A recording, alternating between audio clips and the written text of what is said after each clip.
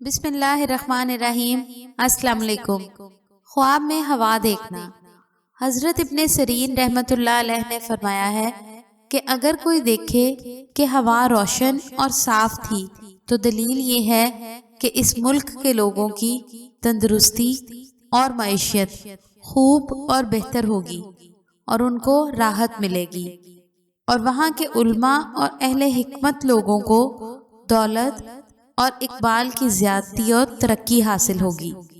اور اگر دیکھے کہ ہوا تاریک اور گرد و غبار والی تھی تو دلیل یہ ہے کہ اس ملک کے لوگوں کو کوئی غم لاحق ہوگا، اور اگر دیکھے کہ ہوا سرخ رنگ کی تھی تو دلیل یہ ہے کہ اس ملک میں کوئی فتنہ برپا ہوگا، اور اگر دیکھے کہ ہوا سبز تھی تو دلیل ہے کہ اس ملک میں کھیتیاں اور غلہ اور نباتات اور سبزیاں بہت پیدا ہوں گی،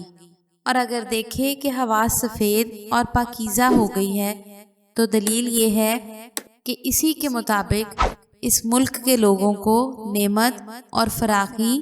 اور کسب اور معیشت بہت سی حاصل ہوگی۔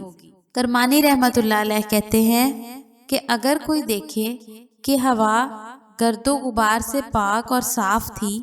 اور سخت چل رہی تھی تو دلیل یہ ہے